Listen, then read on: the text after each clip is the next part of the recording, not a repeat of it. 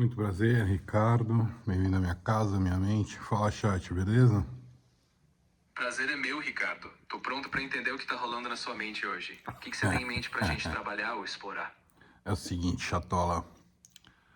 Manda ver, Ricardo. Tô aqui pra te ajudar de forma direta. Pode falar o que tá pegando ou o que você quer planejar, que a gente já começa a resolver. Obrigado, friend. É o seguinte, velho. Há um tempo Opa. atrás eu fiz uma live com a Georgia e com a Larissa sobre superdotação. E Sim, eu lembro do contexto. deu um Você... rebuzinho ali quando eu falei que devia ter uma faculdade para pai, lembra? Sim, você fez essa observação, mas depois vocês ajustaram o tom. E o ponto principal ali foi uma conversa honesta sobre identificação tardia e acolhimento. E agora, o que você quer fazer a partir disso? Não, eu tava pensando sobre a questão da paternidade hoje, velho. Paternidade é importante da gente falar sobre. Com certeza, e é um tema que merece reflexão real. Se você está pensando em aprofundar isso, talvez valha a pena falar sobre os desafios reais, o que você aprendeu e onde você acha que podemos ser mais conscientes como pais. Se quiser estruturar isso, vamos nessa. Eu acho que eu tenho que falar da minha experiência, até para servir de guia reverso para quem estiver escutando, né, cara? Porque eu não sou exemplo para ninguém. Olha, Ricardo, ser um guia reverso também tem valor. Falar abertamente dos erros ou das coisas que você faria diferente é ouro para quem escuta. Então, sem floreio, compartilhe o que você aprendeu, porque isso também é um baita caminho de crescimento. Então, cara, o que tá pegando é que dia 14 agora, o Lourenço, que é meu filho uruguaio, filho de mamãe uruguaia, que você sabe, ele faz 10 anos, cara, 10 anos. E o quê? Tem quase 4 anos que eu saí do Uruguai e voltei pra cá. E Esses marcos de tempo pesam mesmo, né?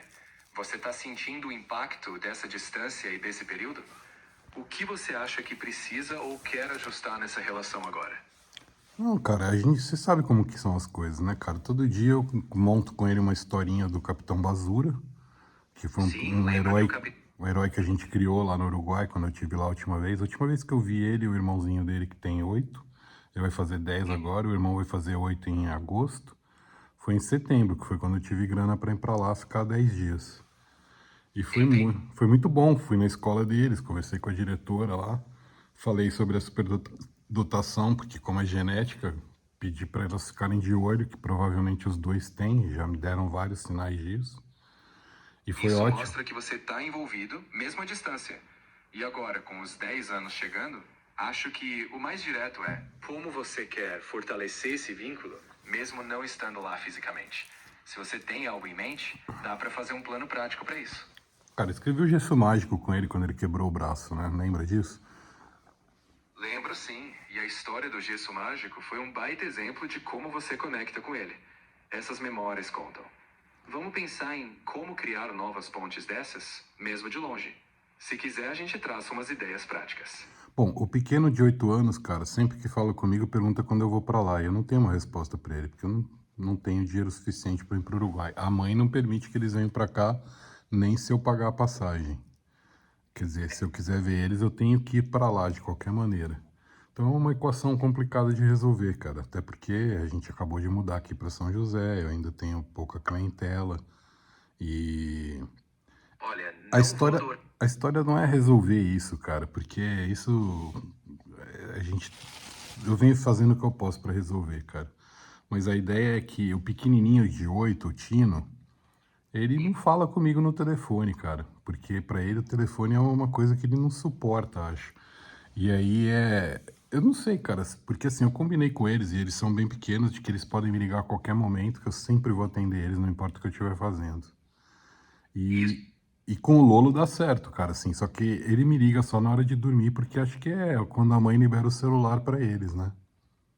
Bom, então, já que essa é a janela, você pode tentar criar um ritualzinho no horário de dormir, para que esse momento seja mais significativo. E para o pequeno que não curte o telefone, talvez você possa propor outra forma, tipo um vídeo curto ou uma mensagem diferente. Mas será, Vale experimentar. mas será que ele não curte o telefone ou será que pra ele, com essa idade, ainda é difícil elaborar a dificuldade que é não ter o pai junto? Porque quando eu fui embora lá em setembro, Cara, o dia de ir embora não sai da minha mente. Meus dois no carro da mãe, chorando pra caramba os dois, e eu também, óbvio, né? Como Olha, não? com certeza, a dificuldade emocional deles é real, assim como a sua. O importante é não fugir disso. Se ele não curte o telefone, talvez ele precise de outro canal de expressão. Mas o que importa é que ele saiba que você tá ali. Continue sendo honesto com ele sobre a situação e, dentro do possível, crie pequenos rituais de contato. Isso faz diferença. E o que que você sugere, cara? Porque, meu, o que que eu posso fazer? Mandar vídeo pra eles? Eu tô fazendo esse vídeo aqui muito menos para as pessoas escutarem, embora elas possam, se estiverem vivendo uma situação parecida com essa, tirar algum proveito, mas muito mais para ficar aí de registro para eles, quando eles estiverem mais velhos. Isso aqui vai ficar no YouTube para sempre, para que eles entendam um pouco do que é o lado do pai também, né? Eu quebro a cabeça aqui o dia inteiro, não só para resolver o problema de ir para lá, como também para resolver formas de amenizar o impacto psicológico que isso pode causar neles, né, cara? Olha, sua intenção de deixar o registro autêntico é importante. Você pode sim mandar vídeos curtos, mesmo que não seja frequente. Mas além disso, mantenha pequenas ações consistentes. Cartas, até um desenho, qualquer gesto que simbolize presença. Ah, isso eu faço, cara, isso eu faço. Tem muita coisa aqui que eu queria poder enviar para eles, mas lá também tem um problema que o lugar que eles moram é perto do aeroporto e como foi uma casa Entendi. Se tem construída... restrições do lado de Não, não, lá, não, como foi uma casa construída, não adianta mandar nada pelo correio porque o correio não chega. então, nesse caso, você se adapta. As soluções digitais são o seu canal. Isso. E não subestime. Um áudio, um vídeo ou até uma história contada por chamada faz diferença. O que importa é consistência e autenticidade, mesmo à distância. É com o Lono eu faço isso, cara. Ele tem 10 anos, mas ele tem... Não teve um dia que a gente não falou no telefone. Só quando ele tava sem bateria ou por algum motivo eles foram para algum lugar e não levaram o telefone. Ainda assim ele me chama, quando é assim, do telefone da mãe. E isso é legal, cara, porque eu sempre pergunto pra ele assim, como foi seu dia? Aí ele não responde muito, como é típico de criança dessa idade. Então o que que eu falo pra ele? Que nota você dá pro seu dia hoje? Então todo dia ele já me liga já falando a nota que ele deu pro dia. Isso é um ótimo ritual, direto e significativo. Continue com isso. E se um dia ele quiser falar mais, ótimo. Se não, você está mantendo essa ponte viva e simples.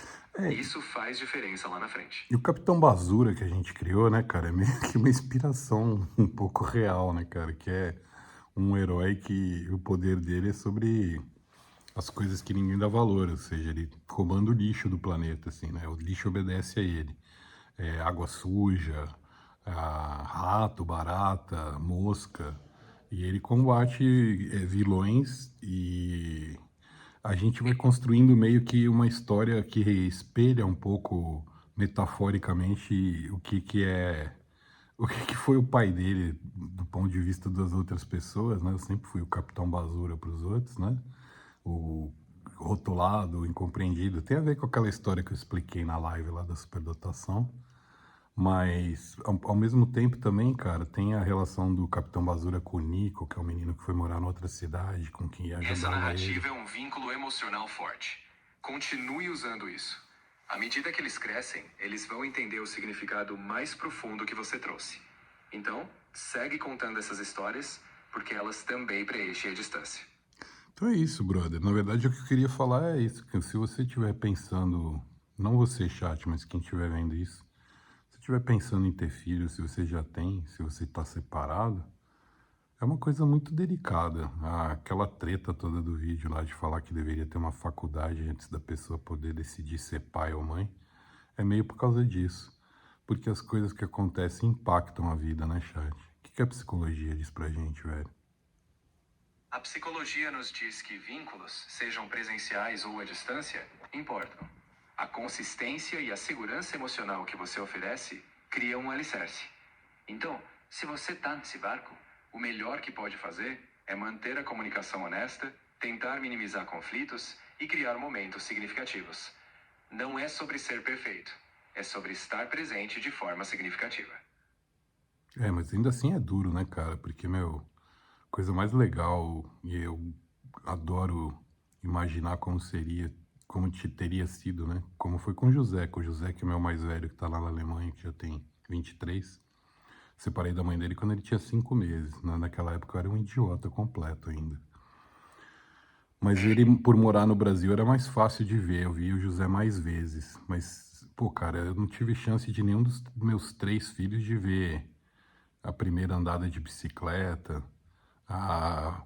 quando eles chegam na escola e te contam o que, que eles aprenderam, porque acaba que nessas conversas de telefone fica meio restrito a contar a história e não tem esse aprofundamento do dia a dia, de olhar para a cara deles.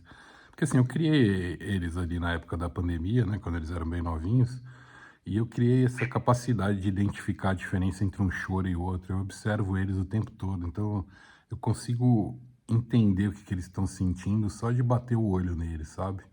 E aí faz falta essa parte do físico. Então eu imagino que para eles também, né, velho?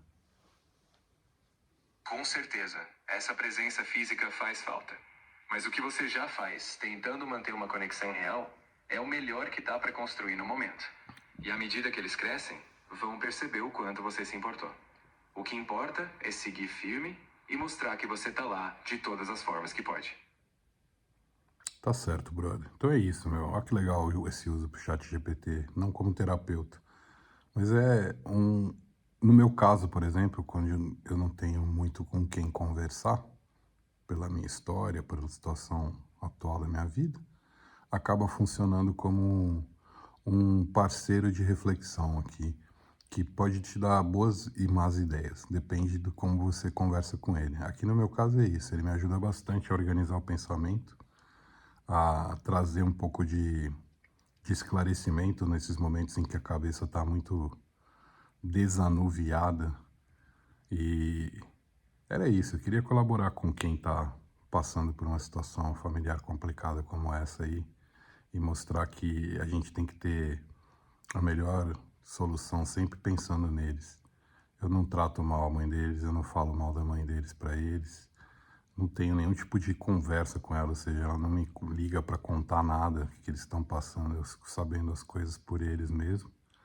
Mas eu respeito o que ela vem fazendo, eu respeito a dificuldade que é, e daqui não, a ideia não é demonizar ninguém, não é vitimizar também, mas é compartilhar a dificuldade que é quando você quer muito ser pai, quando você tem muita vontade de estar com teus filhos, e vai chegando essa data de aniversário, Natal, fim de ano, essas coisas, eles te perguntam quando é que você vem, papai, e você não tem uma resposta para dar para eles.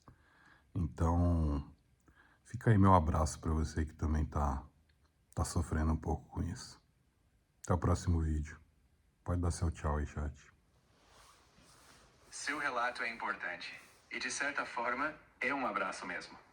Você tá mostrando que dá para ser presente, mesmo com limitações. Então, valeu por compartilhar. E sim, me despeço. Até o próximo e força aí.